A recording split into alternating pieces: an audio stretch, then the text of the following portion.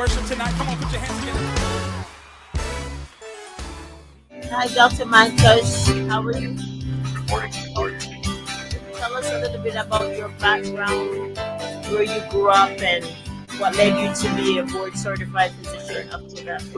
Well, I am recently retired, and I was born in the Bronx, in New York, and grew up in the Bronx and Queens. And I went to high school at the Bronx High School of Science. And then I went on to the State University of New York in Buffalo, and eventually went into medical school, both initially at the University of Brussels in Belgium. Then I transferred to Albert Einstein Medical Center in the Bronx, in New York. I completed my training, my medical schooling in 1977. And then I went on to do my internship and residency. And the development of procedures, endoscopy, colonoscopy, and all that took place over from the late 50s, early 60s, and by the 70s, colonoscopy was introduced, sigmoidoscopy beforehand. And now gastroenterology is a field that incorporates primarily procedures and combined with clinical consultation. And the field has expanded since there's a greater interest in and greater research in minimally invasive surgery. So many gastroenterologists are now doing things that no one ever thought could be done 10 years ago, using scopes and going into different areas of the body to do various things, diagnose and treat things. So that's basically a field that's growing all the time. Happily, there are more and more women involved in the field, more and more minorities involved in the field, and the field continues to grow and encompass a number of different disciplines in the field. I anticipate and hope that in the next several years, nanotechnology, of which we have a center up in Albany, will eventually be involved as well as we get more and more microscopic and are able to do things on a very small scale to make big differences in people's health. So that's kind of an introduction. And I thought the next period of time, maybe an hour, hour and a half, I can review with the readership or the radio's people, the public, some of the interests in gastroenterology. So to think of the gut, there are many different ways to look at the human gut. The first thing you want to know conceptually is it's like a long tube. So it starts in your mouth and it goes down to your rectum. It's about 40 feet long, and it contains in it billions and billions of cells, many different types of tissues, and they all interact with each other to enable us to do and be all the things that we are. One can think of the gut as the internalization of the exterior world, because there is no organ other than the skin that interacts with the outside world more than the human gut. So our mouth, when we open our mouth, we have our teeth, our gums, the lining of our mouth. You need me? We have, in addition to that, all the things that we put in our mouth, the food, saliva, chemicals, etc. And that has to go through our gastrointestinal tract from the top all the way down through the bottom. So it has a major, major function, and it has to nourish us and protect us. There is no organ greater than the gastrointestinal tract involved in immunological mechanism, which is to protect us from outside forces, to recognize self from non-self. So a vast majority of the immune system of the body, which protects us from outside things and helps us recognize outside things, is related to the gut. And that's an important thing to bear in mind when you're thinking about everything to do with the digestive system. So the body has to recognize self from non-self and protect us in the way. So we'll start off with the mouth first. And I'm not a dentist, I'm not an oral surgeon. I'll simply say that in the mouth, besides the structures in the mouth, there are bacteria that live in our mouth As one said, the dirtiest part of the human body is the mouth. It has the greatest number of bacteria in a given area than almost any other part of the body. So these bacteria that live in our mouth, and our gums, our tongue, the lining of our mouth, we have a certain, how shall we say, communication with them. We talk to them, and they talk to us. And I simply bring this up because one of the things that's been of interest to me over the years is the relationship of these bacteria and our oral health with our general health. And it turns out that for those of people who are interested, the bacteria that live in your mouth and the inflammation in your mouth and your gums play a major role in your overall health. And in particular, we're talking about the effect of these bacteria, the balance of these bacteria with your heart. And it turns out that coronary artery disease, or blockages of the arteries in your heart, which is responsible for heart attacks, and blockages of arteries in the neck, which is responsible for strokes. This hardening of the arteries, which is one of the major causes of morbidity and illness in the United States, if not the world, is believed in part to be due to inflammation. And I'm sure that the public has heard of the term inflammation. And so the question is, what is driving inflammation? That is the bad character in this whole thing. What is causing inflammation? And it's believed that one of the major sources for inflammation is the mouth and the bacteria that live in your mouth. And so oral hygiene, taking care of your teeth and your mouth, is an important factor in being able to keep you well.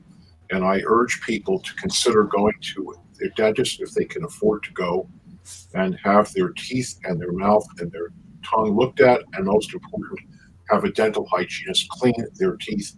And people should brush and floss at least twice a day, because it's been shown that the health of your mouth and your gums play a major role in the body, and particularly in the arteries that give you nourishment throughout the body. So bear that in mind in your overall health. Go see a dentist and a dental to have your mouth and your teeth looked at, and brush and floss daily. So that's my advice there.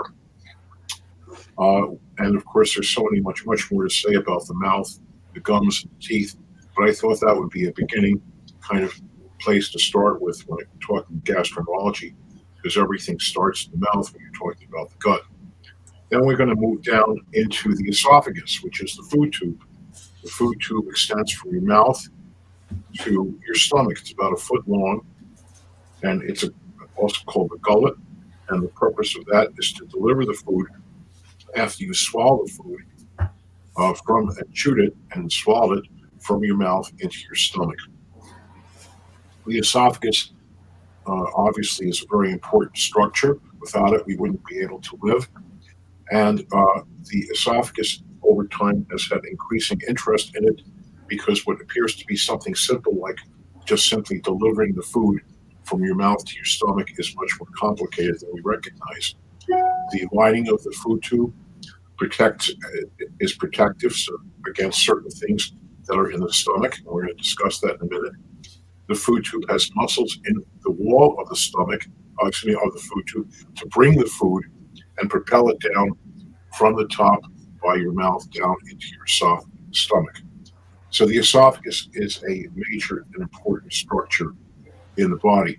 And I just mentioned that there are diseases of the esophagus, of which there are many. And I'll leave that at that point. Let's mention the stomach. And before we get to the stomach, we're going to mention the structure between the end of the food tube and the stomach, also known as the gastroesophageal reflux mechanism, or the lower esophageal sphincter. So the food tube has 2 areas of pressure, one by your throat, which keeps what you eat from going into your lungs, called the upper esophageal sphincter, and the one at the lower end of the esophagus by your diaphragm, for the lower esophageal sphincter. And the function of that is presumed to be to keep the things in your stomach from going back up into your esophagus. And there are special structures in both these areas that are designed to do what they're supposed to do, which is protect you. So we're going to discuss briefly the lower esophageal sphincter, which is the area of pressure at the lower end of the food tube. It keeps things from the stomach from going back up into the food tube. And as many of you have experienced, and you will do so as you get older, there's the good old term heartburn, which of course has many definitions, but primarily is felt as or perceived as a burning sensation in the chest and throat. And with time, we've come to realize that heartburn is a major concern in people, particularly as they get older. And the understanding of what causes heartburn has evolved over time. The current concepts of heartburn is that the sphincter, this area of pressure at the lower end of the food tube, it's not a valve, it acts as a valve, it's really an area of increased pressure, doesn't seem to work properly in certain people. There are factors that play a role. Genetics play a role. If there's a history of heartburn in your family, you may have an increased risk of that. Obesity, if you're overweight, that may play a role. In addition to that, how you sleep. We know that if you lie on the right side in bed, that may increase the risk of heartburn. If you lie flat in bed, if you go to sleep on a full stomach, that may all have an effect on the bubbling up into the food tube of things that go in the stomach or stay in the stomach or are supposed to be in the stomach. We know that the stomach makes acid, hydrochloric acid, and that acid is there for many reasons, but primarily it's there to sterilize the food contents that you've eaten, because as you know, the meat, cheese, and all the things that we eat have bacteria. And so the gut helps to protect us from dangerous things that we are consuming that we're not even aware of. And the acid in our stomach helps to sterilize or neutralize the toxic effect of some of these things as they pass through our body. So acid plays a protective role. It also is important because it affects the pH or the acid environment, creates an acid environment in the stomach, which enables certain of the enzymes in the stomach, primarily pepsin, to work to be able to begin the process of digestion. Digestion starts in the mouth and then continues down through the GI tract. And the next organ after the mouth that's involved in digestion is the stomach. And pepsin is made in the stomach, and pepsin plays a role in the digestion of protein. So the stomach plays important roles in our digestive process and in protection. I bring this up in part because of telling you a little bit about how the GI tract works, and also recognizing that over the last 20 years, if not longer, there have been increasing availability of medications to affect people with respect to heartburn. Years ago, there was antacids, which are still around, Tums, Roloids, Mylanta, Gaviscon, etc. And these particular substances contain things within them to neutralize acidity from the stomach and help to coat the esophagus, so to speak, reduce the toxic effects of this reflux as it shoots up from your stomach into your food tube. And so we are aware of that initial antacid. And after that, in the 1970s, a British doctor developed cimetidine or Tagamet, which was a drug that was initially designed to treat ulcer disease, but over years became involved in the treatment of reflux. There are three other drugs: Pepcid, Zantac, and Axid. And they all are what we call H2 receptor blockers. They work on inhibiting the effect of histamine, which is a chemical on the cells in your stomach, the parietal cells that make acid. And that's where we were until the 80s.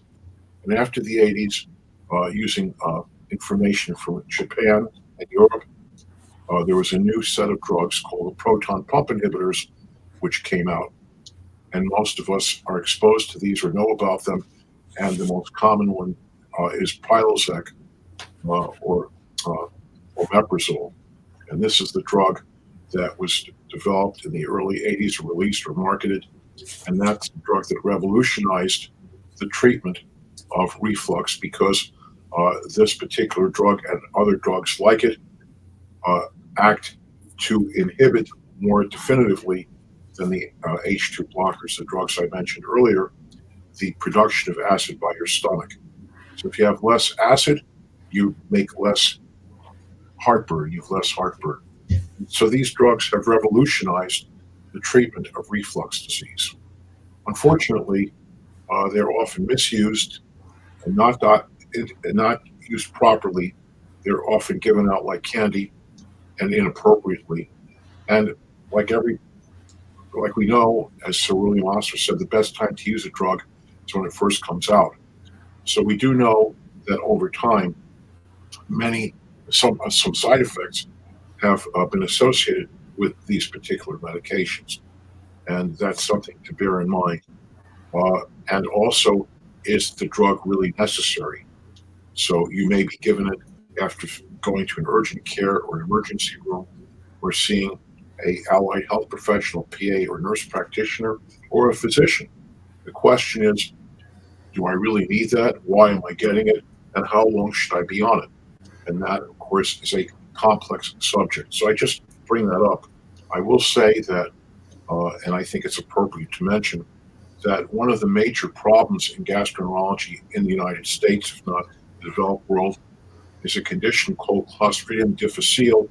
Clostridium difficile is a French word for difficult, and it refers to a bacteria that is present in our gut when we're little babies and generally disappears as we get older. However, it does tend to come back in certain situations, and this bacteria can produce protein toxins which can inflame the gut. And so what we have is called Clostridium difficile infection. And this is a very common problem, particularly in people in the hospital or in nursing homes. And one of the things that drives this to occur is certain medications, and particularly antibiotics, and also drugs like the one I just mentioned, Prilosec. There's also several other drugs in that class of the proton pump inhibitors, and Nexium is another one, and also I'm blocking the other names of several of the other drugs in that group. And so they're very good for treating reflux, but they do have side effects. And one of the side effects is they predispose to the development of Clostridium difficile. So be careful if you're taking these drugs, and to ask the people who are prescribing them to you, why am I on this drug? How long should I be on it? Is it necessary for me to stay on it? And am I to be aware of these side effects? And I mention that because Clostridium difficile has become a major problem in the developed world. And many, many people, particularly elderly people, people in nursing homes, will develop severe infections with diarrhea, abdominal pain, fever, and potentially die from this Clostridium difficile infection. Doctor, sorry, I don't want to stop your flow, but can you say slowly what that The drug, the side effects? the bacteria is called Clostridium, Clostridium difficile, diffficile. That's And this is caused from the GERD no, medication. no. Yes, it Clostridium difficile is an infection that develops in the gut, and one of the things that predisposes that occurring is, among other things, antibiotics, and also taking proton pump inhibitors such as Prilosec. And just to be aware of that. So many people are taking antibiotics for all kinds of reasons. That's a whole other subject, is discussing the appropriate use of antibiotics, in my opinion, right, often misused and overused. And many patients are not told about the potential side effects of antibiotics. okay. And one of the bad side effects of antibiotics is they disrupt the bacterial population in your gut. which brings up another subject that I think we can go into, which is the microbiome. So over the last 30 years, and we have become more and more aware of the microbiome, microbiome. This refers to the population of billions, if not trillions, of bacteria, viruses, parasites that live in our body. They live in our gut. We live with them. They live with us. And only recently, within the last 30 years, have we appreciated the importance of these bacteria primarily and other, if you wish, substances or organisms that live in our gut. They call our gut their home, and they live with us, and we live with them. When things work out, we're not aware that they're there, and they are aware that we're with them, but we may not be aware of what they're doing to us.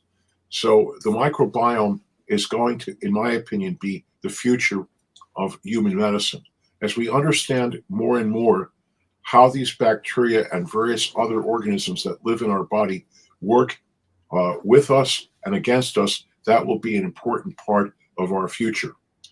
These bacteria and other, if you wish, guests that live with us, they interact with each other. They talk to each other, and they also talk to us in ways that we may not necessarily fully are aware of consciously, but they do affect us. Diarrhea, constipation, feeling bloated, nauseous. And so the effect of the microbiome on our body is remarkable.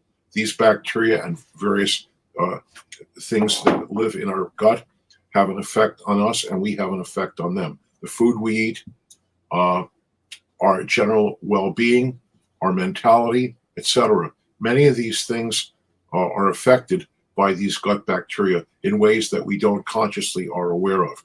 So I tell you that, for example, it's been shown that mice that are overweight, that eat the feces or the stools of thin mice, will become thin. So that's an interesting idea, that the bacteria that live with us have that kind of effect on our weight. So maybe one day, to think about it, they'll take a stool from thin people, clean it up, put it in a capsule, and you'll swallow these capsules and become thin. There's an idea. We could call that something else, eat blank, but I'm not going to say that term. So there's something to think about. Yes. I do have a few questions before you move on, Doctor. Go ahead. How important is it to have dental health? Well, I think it's crucial. In fact, one of my own doctors had told me, because he himself goes to the dental hygienist at least 4 times a year, and you go in and you're not seeing the dentist, you see the hygienist who works for and with the dentist, and they pick away and clean your teeth, the gums, and they do all that because that reduces the potential for infection, inflammation in your body, which is not a good thing because that may drive a hardening of the arteries, heart attacks, and strokes. So I think it's very important that people do that. Unfortunately, the cost of dental care is considerable, and that's a whole separate topic and a controversial topic because many people cannot afford the prices of going to dentists and particularly oral hygienists. But that is something that I think is absolutely indispensable, and I recommend that everybody, if they can, at least go to see a dental hygienist, which is generally in the office of a dentist, to check their mouth, their teeth, and their gums. Awesome. Could you give us a quick overview on good bacteria versus bad bacteria? Because a lot of time we do like colon cleanse and then we destroy the good bacteria and we end up getting sick. That's a good point. There are trillions of bacteria that live in us, and there are many different types of these bacteria. And what's been going on over the last several years is a number of scientists have been trying to catalog and categorize these bacteria. Which ones are good ones, which ones are not good. Some bacteria promote weight gain, other bacteria promote weight loss. As I said, besides the individual bacteria, there's the interactions of the bacteria, like a soup or a stew. They're living inside of us, and they're all coexisting. Like the United Nations is made up of 140 or 150 countries, and they're all on this earth, and we're supposed to all be getting along. No comment about that currently. But anyway, that's the situation. So we have to know which these bacteria, what are these bacteria? How do they interact with you? How do they interact with each other? And how do we get the signals about that? And there's a lot of intense research being looked at that very subject alone. Many articles come out every month in many scientific journals that investigate these things. For example, the role of the bacteria in colon health, the health of your large intestine, because the primary location of these bacteria are in your small, but mostly in your large intestine. That's where they live. So they hang out there. And so we would want to know more about the conditions of the colon that may predispose these bacteria to be happy there or not so happy there. And so we want to know more about them. We know that as we go down through the GI tract from the stomach into the small intestine, into the large intestine, there's a greater number of bacteria.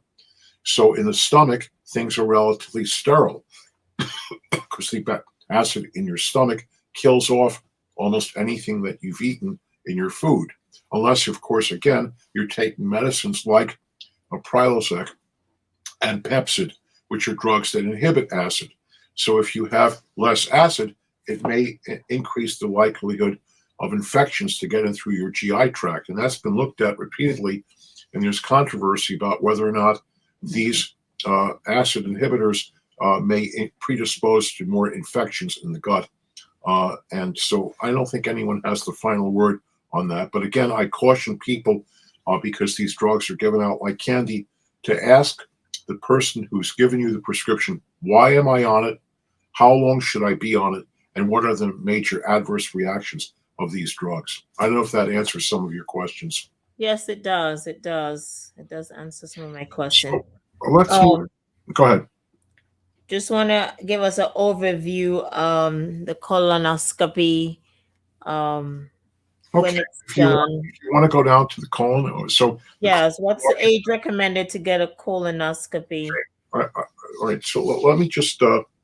So the colon or large intestine begins over by the right bottom side of your body, your appendix. It's about a 5-foot long tube, and the purpose of the colon is to collect the products of digestion as the food goes from your stomach into your small intestine and eventually reaches the colon. And so the feces in the colon on the right side are liquid, and as they make their way across the colon lining absorbs the water in the feces, and then you have the urge to move your bowels when the stool has reached your rectum, which is the end of the colon, and then you defecate and pass the stool out. So that is the purpose of the colon. The colon not only collects the products of digestion, it also plays a major role in water conservation, because the colon absorbs a lot of water from the feces on the right side as it first goes into your large intestine, on the 5 feet as it goes, the trajectory as it goes through the colon to get to your rectum. So you need the colon to help to conserve water. A lot of water is passed back into the body as the feces go through the colon. The large intestine is made up of a lining, and the lining of the colon is made up of cells like the rest of the body. And so over the last 30 to 40 years, the concept of colon cancer has become increasingly a public health issue, and colon cancer is one of the major causes of death from cancer in the United States and in the rest of the world. And so a lot of intense research has been looked at as to what is responsible for colon cancer, why does it occur, who gets it, what can be done to prevent it, and where are we with that? And so starting in the 1950s, a German chemical called guaiac had been developed, which was using the peroxidase methodology, a means to check to see whether or not stool has blood in it. Now, there may be tiny amounts of blood in the stool as cells die and they pass into the stool, but normally stool does not have any detectable blood that's obvious in it. And the guaiac test was an attempt to detect whether or not blood is appearing in the stool. Obviously, you can see blood if you pass bright red blood or black stool or burgundy stool, but there can be blood in your stool even though the stool may appear to be the regular color that it is.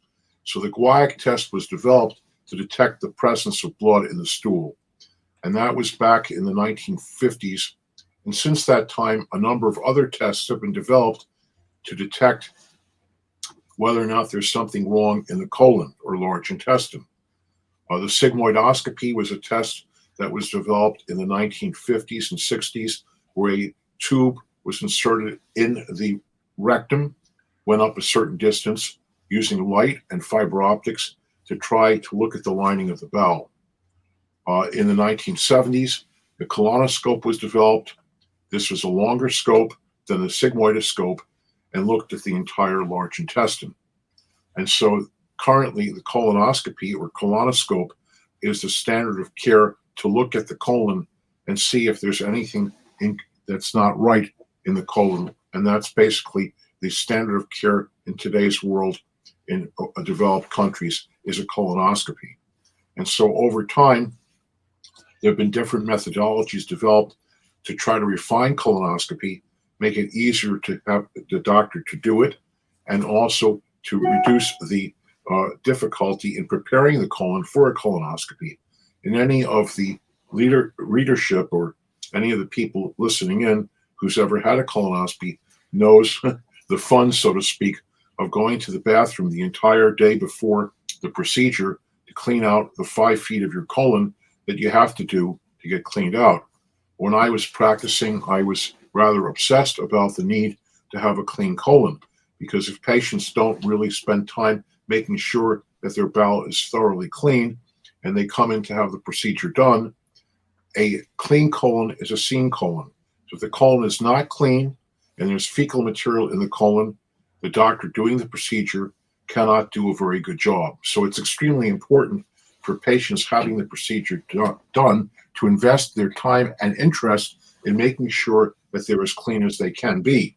Certain medications, antidepressants, sedatives, tranquilizers, medications for psychiatric disorders, among other things, certain blood pressure medications may affect the colon in terms of the ability of the bowel to work properly. And if patients are constipated, they need to tell that to the doctor before they have a colonoscopy. Most doctors' staffs will ask the patient, how often do you go to the bathroom? Do you have troubles moving your bowels? Before they schedule a colonoscopy. Colonoscopy used to be done when I first started as an inpatient in the hospital back around 40 years ago. But now colonoscopy is done for the last 30 years as an outpatient. You prepare at home. There's a list of instructions given to you by the doctor's office. You clean yourself out, and then you have the procedure done. A colonoscopy usually takes between a half an hour to an hour. It's important, and I can't emphasize this enough, that the colonoscopy done properly.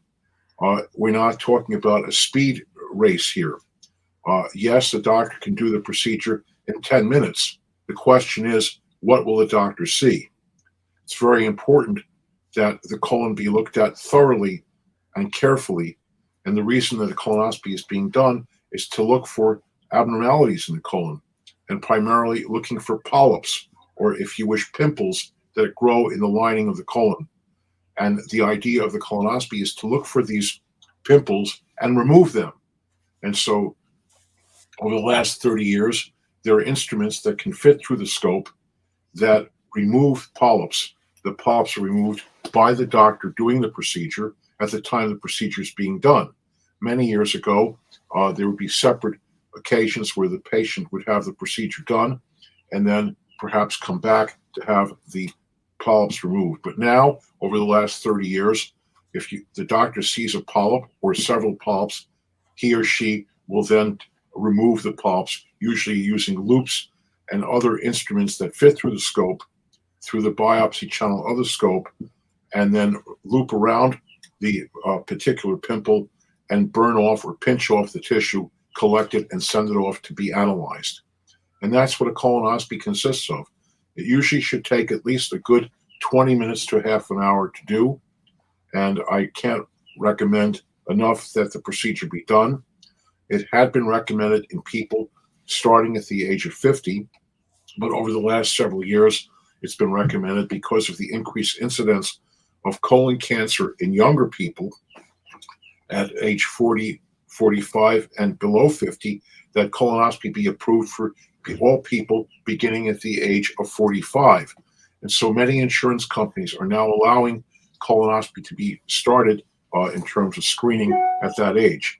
Whether or not you have polyps or not is the purpose of most colonoscopy, but not all. Colonoscopy for screening is for that purpose, but colonoscopy is being done for other reasons in other conditions: inflammatory bowel disease, Crohn's disease, ulcerative colitis, and other conditions. People who have a family history of colon cancer and a family member should have colonoscopy done, even if they themselves don't have any polyps or didn't have any in the past. They're still at risk for developing polyps in the future. So how frequent a colonoscopy should be done, it depends on the individual person, their family history, if they've had colonoscopy before, what has been found. And that's discussed by the doctor and or an allied health professional in the office when the patient comes back to go over the result of the procedure. Dr. Monkash, we're going to take a commercial break. I welcome everyone on Ironsharpener, all my listeners. Welcome to Ironsharpener if you're just logging in for the first time. We are live here with Dr. Monkash, board certified gastroenterologist. We thank God for his life, and he is going through the whole system of the body, from the mouth all the way to the rectum, and the complications and conditions versus medications. And we're just so happy for the knowledge that he has given unto us. And if you want to be a guest on the show, you could call us and let us know, because you and I have gifts and talents that God has placed inside of us. And we need to impact and empower this generation with your story, with your testimony, with your gifting and your talents and your career. We want to hear all about it. Glory to God. There's a few businesses I want to announce. If you're in the Atlanta, Georgia area and you need an automobile, a used automobile, you want to contact GMD Automart. GMD Automart. And the number is 678-751-1431. 678-751-1431. GMD Automart. Used cars are available. Glory to God. If you are in the upstate New York area and you're looking for properties, you want to connect with Win Morrison Realty, all the way in Catskill, New York. And you want to connect me, Sandra Buchanan, 518-267-9181. 518-267-9181. If you want to buy land to build new projects, if you want to sell your property, you want to buy commercial multi-units, if you want to buy storage units, whatever way you want to invest, now is the time. It is a seller's market.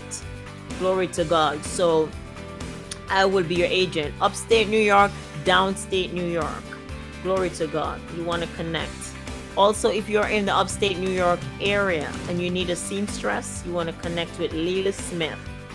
She does dressmaking, tailoring, seamstress. She alter men and women clothing. She also do custom made. If you have fabric, you want to make a fresh outfit, she does that. If you're out of state, you could ship your measurements and the fabric to her. She will get it done. Her name is Lily Smith, and her number is 518-653-0600. Again, 518-653-0600. If you're looking for a caterer for Caribbean dishes, you want to connect with Caribbean Kitchen, and the number is 518-653-3764. 518-653-3764. Caribbean Kitchen. She does catering. If you're having a party or an event and you need some delicious Caribbean meals, you want to connect with Margaret Ryman at Caribbean Kitchen. If you need your car to be detailing, like brand new, you want to connect with Dorian Ryman at Auto Rhyme Car Detailing. Auto Rhyme Car Detailing, and his number is 518-653-3764. If you need a tax preparer, it's tax time.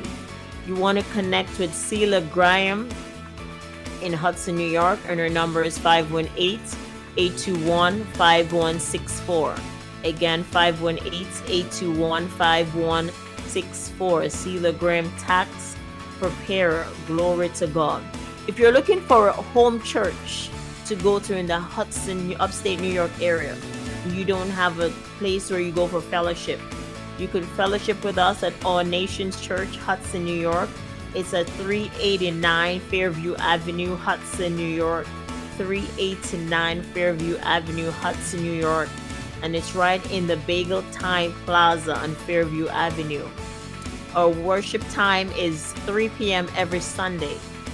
3 p.m. every Sunday. And we have a Bible studies every Tuesday night at 7 p.m. And we also have Bible studies every Thursday night at 7 p.m. So come and fellowship with us at All Nations Church. It is glorious. Glory to God. If you are in the Hudson, New York area and you're looking for a day spa, Serenity Wellness Center Day Spa, a spa like no other. Serenity Wellness Day Spa is also mobile. We could come to you for spa parties. You may be looking for a gift to buy a loved one, a friend, a mother, father, whoever it is. We sell gift certificates. They're on sale for Father's Day, for Mother's Day, for Easter, for every occasion. Gift certificates are online at Serenity Wellness Center dayspa.com. Again, Serenity Wellness Center dayspa.com. A spa like no other. It's in Hudson, New York. Glory to God. And the website is www.serenitywellnesscenterdayspa.com. In a few days, this video will be on Facebook. It will also be on my page at www.ironsharpener.net, and you will see the information for all these websites for these businesses, especially the spa website. Glory to God. So that's what's happening on all these businesses. There are sponsors for Iron Sharpener. So if you want your business to advertise an Iron Sharpener broadcast, let us know and email us at ironsharpener21@gmail.com, or you could call 518-703-8487. 518-703-8487. If you want to be a guest on the show, if you want to share your talent, your gifting, glory to God, we are inviting everyone in this platform. Glory to God, because we sharpen one another. Iron sharpened iron. Glory to God. So we want to know about your business. We want to hear your testimony. We want to hear about your creativity, your invention, so that we could impact this generation. Glory to God. We give God praise. So we want to welcome back Dr. Monkash. Glory to God. He's a board certified retired physician, gastroenterologist, and we're so glad that he take time out of his busy schedule to share and empower and to impact us with his knowledge and his wisdom for over 40 years of medicine. And that's something to celebrate. We honor Dr. Monkash. Glory to God. So nutrition plays a big part. What we are, what we eat. That is correct. And I think that one has to understand that the human body has all these relationships that we may or may not be aware of. The role of our genetics, what we were born with in terms of the genetic information we obtained from our parents, and the genetics in terms of family history with respect to parents, grandparents, what diseases are present, how people lived in the past, what they ate, and all that plays a role in our overall health. So, bearing in mind nutrition and its relationship to other factors, including stress, the health of the gut, and toxins that we're exposed to, soaps, detergents, and cleaning things that we use to clean the home, etc. All these things do affect us whether we are aware of them or not. So toxins, pesticides in the food that we eat, the type of water we're drinking, where it's coming from. So I think a educated consumer is the best consumer, and for that you have to spend time investigating things. What am I eating? What am I drinking? Where is it coming from? And hold the people who are preparing this stuff up to task as to be able to answer concerns that you may have about the things that are going into your body. And that's important. I agree. I agree. And nutrition is a very broad topic. So we definitely want you back on Iron Sharpener so that we could go deep into nutrition, because this is just the glimpse of it. It's way deeper than this, but it has a lot to do with our internal organs, what we Absolutely. eat, what we put in terms of GERD. You mentioned GERD and acid reflux. That's part of nutrition. It is. And again, the human gut, and the reason I was interested in it is it's the gateway by which the outside world enters in your body.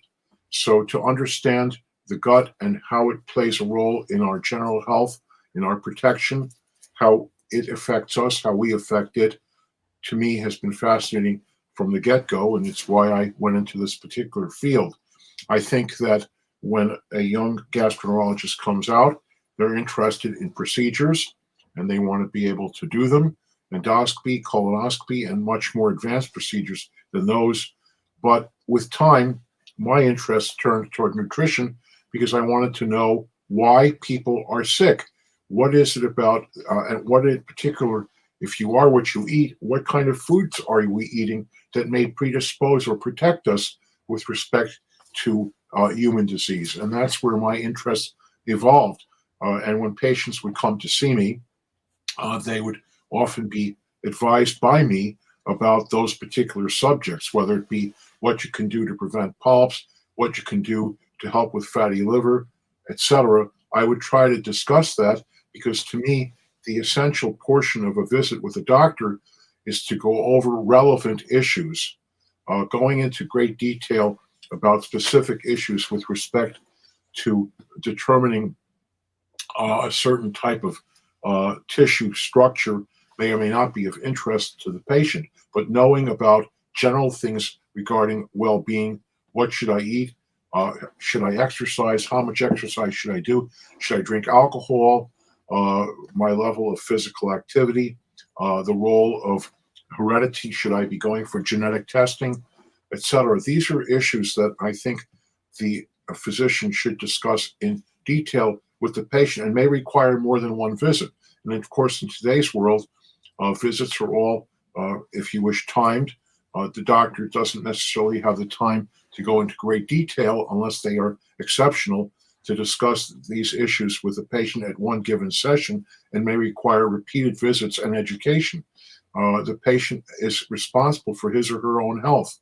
And that's an important concept, is that if you don't take care of yourself, no one else will take care of you. And that's an important thing to communicate with patients. That's awesome. Self care is very important. Yes, and And self what we self self awareness. care, self awareness, and Correct. especially when we are past 30, I would say, and up, when our metabolism begin to slow down, that plays a part of how we process foods as well. Absolutely. I think it's important that we stay on top of things, that we challenge ourselves to be the best we can be. We're born, we have a body that has been given to us, that we're in, that we're living in, and we want to protect that body. We want to conserve that body. We want to preserve that body. And we want to do everything we can to maximize our well being. And that requires respect, preservation, and education. Awesome. Can you go a little bit into rectal issues and hemorrhoids and cancer screening? Well, the rectum is the last 8 inches of the colon, which is, as I said, 5 feet long. And the rectum is the part of the colon that comes down to your anal area, which is the exit of the fecal material when it passes out when you go to the bathroom. So, as it turns out, what should be easy is not easy, and many people end up with anal rectal issues, issues that have to do with the passage of stool. Some people have trouble going to the bathroom, constipation issues. Some people have the opposite. They go to the bathroom more than they would like. The rectum is the place where the stool comes out, and so there are mechanisms involved in being able to allow that to happen. There are structures in the rectum that help to keep the stool in place, and there's also structures in the rectum that allow the stool to come out.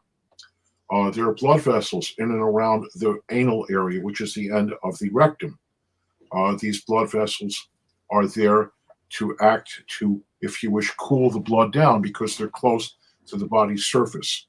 So hemorrhoids, as an example, are swellings of a complex network of arteries and veins that exist in the anus and rectum of every individual.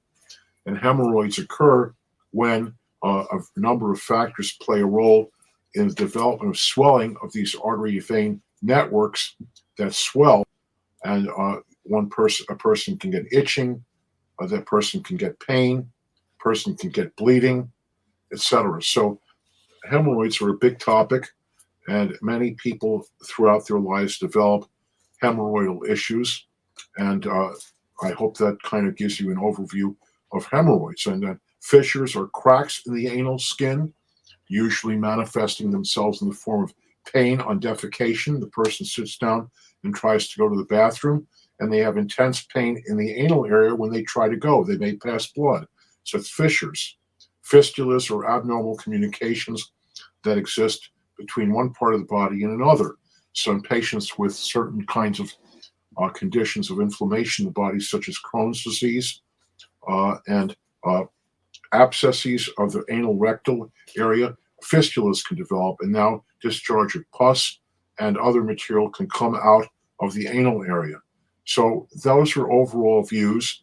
There are means to diagnose these things, usually involving visualizing the rectum, putting scopes in, anoscope, sigmoidoscope, colonoscope, and looking in, doing a digital rectal exam.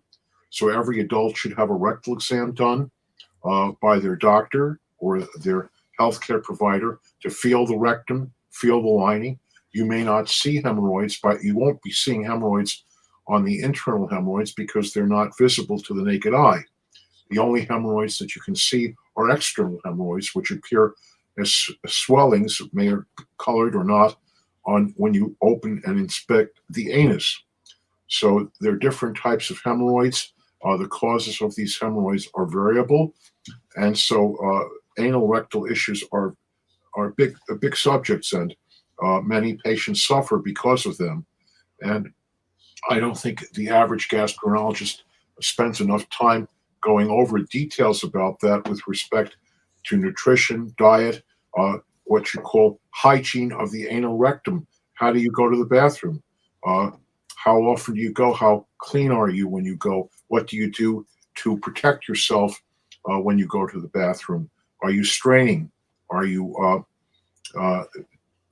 not eating enough fiber? Fiber plays a major role in allowing fecal material to pass through the colon readily. So those are some issues that are raised. So the anal rectal area is a very important part of human health, and many patients come to doctors and people in the medical field because of their anal rectal issues. Yes, and what about the color of your stool? I imagine Well, as I I said, was, the yeah. majority of people, the stool color is usually brown. Blood can be in the stool even though it appears brown. Black stool can be black if you eat certain things. For example, if you take iron pills, your stool may turn black. Pepto-Bismol, which people take for the digestive issues, will turn your stool black. That's the bismuth in the Pepto-Bismol. If you eat beets, beets will turn your stools burgundy, potentially. So the color of the stools, if stools are white or clay colored, as they're called, that can be a sign of problems with the bile tract and the bile ducts or the liver. So some people look at their stool, some people don't look at their stool. Yeah, that's true. It's so awesome. But we are on Iron Sharpener. Glory to God. I just thank God for Dr. Monkash.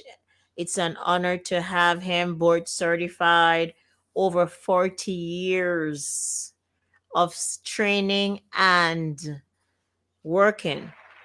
We celebrate you, man of God. We I, celebrate I, you. I appreciate your allowing me to be on the program, and I hope I can be welcomed back. I kept this relatively more of a lecture than I did interactive, because allowing you, of course, to ask me questions, because I medically, legally, I cannot answer individual concerns by a given person regarding their issues, because it creates medical legal problems. But I can address general questions in the future regarding the subject when and if I'm invited back. Yes, that's perfectly fine. You're wonderful. You did great. I know my listeners from all these different platforms enjoy your show. It's very informative, educational, and it's all about health, because we do need to take care of ourselves, our bodies, and if we don't, who's going to do it? The, So I just want to honor you well, and thank thank you for serving in you. this community, Columbia County, upstate New York. We just want to just thank you so much for your years of service. Well, thank you. I will say, you might remember years ago, there was a advertisement for the United Negro College Fund. It said, "The mind is a terrible thing to waste." So, referring back to that, the human body is a terrible thing to abuse and waste. We're given a body, and we should do everything we can to preserve it and take good care of it. And by increasing consciousness on the part of individuals regarding the preservation of and respect for the various structures and functions of the body, this will improve people's overall health for themselves, their children, and will help better take care of themselves. As Cy Sims said from Sims, which used to be a clothing store, a well-informed consumer is the best consumer. So we want to educate ourselves, and we need the various means to do that. The media, television, uh, advertisements, but more important is studying, reading materials about nutrition, about health, what we can do to improve and challenge ourselves to do the best job we can to preserve the beautiful body that we've been given. Awesome. Glory to God. I agree 100%. I will have you back on the show soon because there's so much to talk about. May I? Also, I also so quickly you have a jazz. Yeah, Your recreation is jazz. I was going to interject just a second. One of my hobbies, besides taking care of people that I enjoy, is jazz, which is an important part of my life, jazz music. So I will say that for those of you who happen to come to my office over the years, you may have seen photographs of jazz musicians, which I've collected for the last 35 years. And when I retired within the last 2 years, I decided to challenge myself to stay active and involved. And I have now taken these photographs, which I've collected, and I'm going to be showing them in an exhibit at the Claverick Library. The name of the exhibit is called The Jazz I Saw, and it will be opening at the Claverick Library in Claverick, New York on Saturday, March 26th, running till May 7th, 2022. We have several concerts coming up. If you go to the website www.clavericklibrary.org, you can find out more about this particular exhibit. Over 45 pictures to 50 pictures will be shown by great jazz musicians, John Coltrane, Thelonious Monk, Sonny Rollins, several of whom I took care of in my past life, and I have a number of autographed pictures, personally autographed. I actually have a composition that was recorded by Andrew Hill, the pianist, that was named for me, and will be included in a walkthrough program featuring audio-video performances by a number of the musicians whose pictures will be shown at this exhibit. I do hope that people will come by and come and enjoy the beautiful music of jazz and the people who produced it. I think it will be something that people will enjoy. It's fun, it's educational and stimulating and inspirational. And I do hope that people will show up.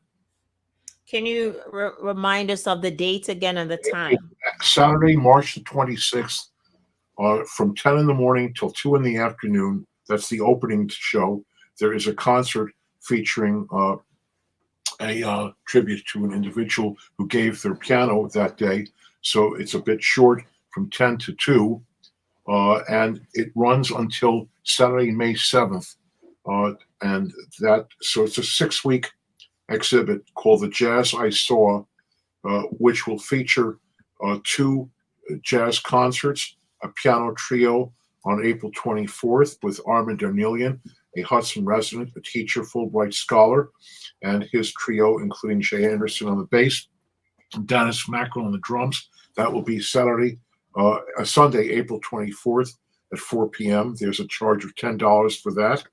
In addition, there's the Jazz Bard Vocal Ensemble, which will produce a concert on April the 10th, which is, I think, a Sunday, if I'm correct.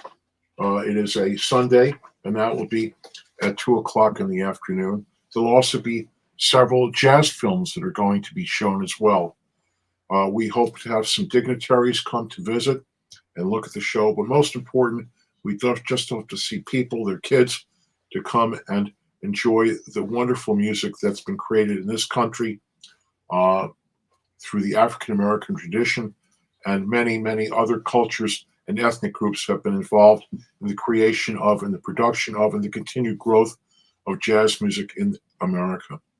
Is there a website or a phone number where we could advertise for the phone number for the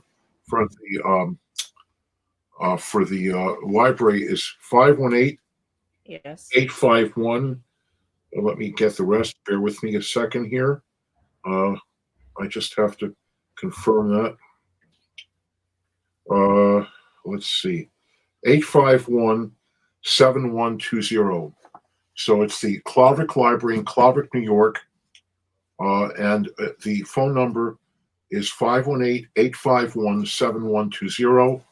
And there will be someone to answer the phone in the normal business hours that the library is open.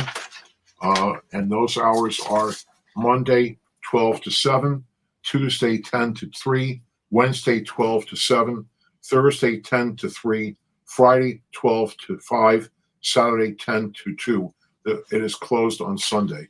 So that's the program, The Jazz I Saw, featuring about 40 photographs of world-famous jazz musicians taken by top photographers in the world of jazz photography, which I've collected over the years.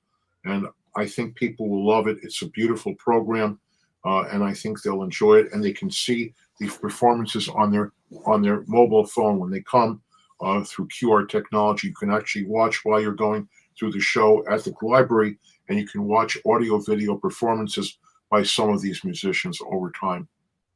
Awesome. Thank you so much. And if you do have a business card or a flyer, I could take it from you later and I will announce it. I will email you the flyer. But if people pass through Claverick, I'm going to be putting up posters of this show in various locations throughout the county. And I'm hoping that people will see it and come by. It's a wonderful thing for children to see, particularly children of color, to see the remarkable legacy of jazz music produced primarily by African American people over close to 100 years of this beautiful music that's inclusive, incorporates many different styles and many different cultures in the growth of this beautiful music that takes more and more types of music in and produces something culturally beautiful for everybody, no matter what your background is or what other kind of music you like. There's always something in jazz that will give you enjoyment. Awesome. Thank you so much, sir. And So once again, we just want to thank you a lot. I'd Many like to thank thanks for you. I'd like to being our guest at Iron Sharpener, and we would love to have you back. I'm getting feedback already that they enjoyed the show. Well, I'm glad. I hope that I've given some information to people. It's a general topic, and I did not go into specifics about everything because you could spend my entire lifetime going over the gut. But there's a lot of stuff to learn. Most important, respect yourself, respect your body, treat your body with respect like a good garden. You want flowers and not weeds, then you have to do everything necessary to allow those flowers to grow. And you have to be careful with what you put in your body. What am I eating? How am I living? How am I sleeping okay? Am I taking medications? Do I need those medications? What are they doing to me? You have to ask questions and you have to challenge the people who are taking care of you to answer those questions. So, an informed consumer is the best consumer. Thank you so much. We just want to applaud you right now. We honor you and your years of service.